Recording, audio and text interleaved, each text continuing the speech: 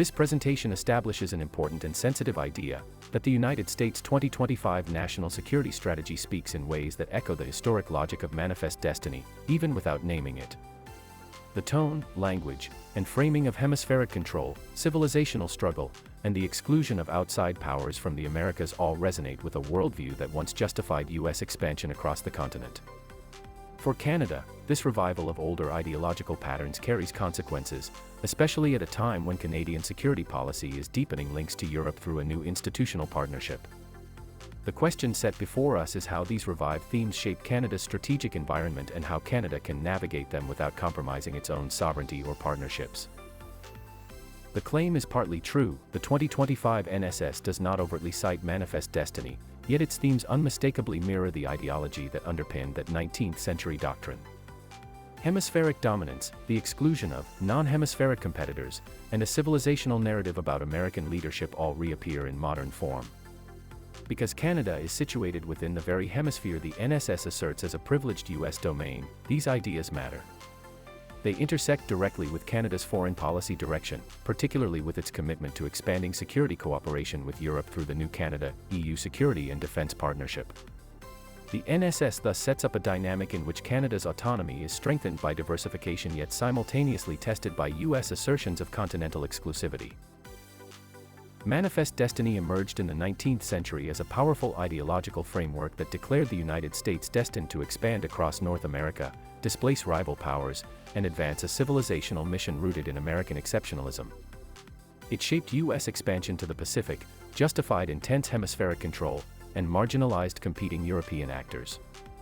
Though the world has changed, the core ideas, expansion, exclusivity, and a civilizational claim to leadership, continue to echo in parts of American strategic thinking. Understanding this past provides clarity for understanding why certain elements of the 2025 NSS strike a familiar historical chord. The 2025 NSS reintroduces key pillars long associated with manifest destiny through modern policy language. It recommits the United States to enforcing a contemporary version of the Monroe Doctrine, promising to deny non-hemispheric competitors access to strategic assets in the Americas. It frames global politics in civilizational terms, portraying Europe as facing civilizational erasure and calling for support to forces resisting that trajectory. When combined, these ideas recreate a logic in which the United States asserts a dominant role within the hemisphere while casting itself as the ideological center of a broader struggle. This worldview bears a clear resemblance to the ideological foundations of manifest destiny, adapted for 21st century geopolitics. Canada is deeply affected because the NSS conceptualizes the entire hemisphere as a U.S. security sphere at the same time Canada is expanding its defense and cybersecurity cooperation with Europe.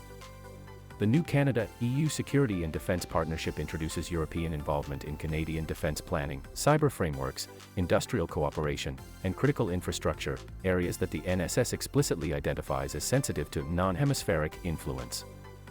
This creates a potential fault line between Canada's pursuit of diversified, rules-based partnerships and Washington's revived doctrine of hemispheric exclusivity. It raises the likelihood that the United States may apply pressure on issues such as procurement decisions, cybersecurity standards, investment rules, critical minerals policy, and the degree of European participation in Canadian strategic sectors. Canada still retains agency and leverage, but the balancing act becomes increasingly intricate as two powerful partners articulate differing expectations for Canada's orientation and sovereignty.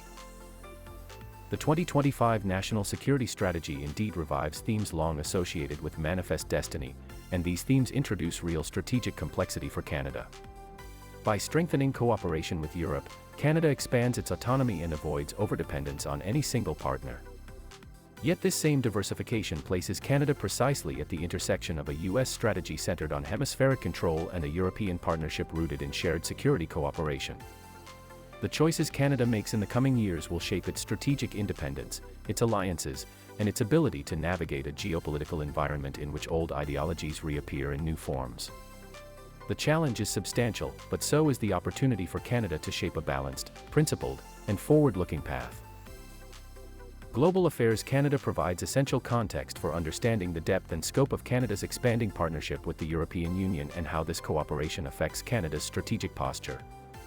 Reuters offers authoritative reporting on the 2025 NSS and its revival of Monroe Doctrine-style themes, giving insight into how U.S. officials present the document's intentions.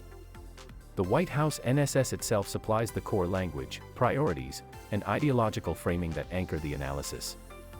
The Council on Foreign Relations contributes expert interpretation of how the strategy departs from previous doctrines and the implications of those shifts.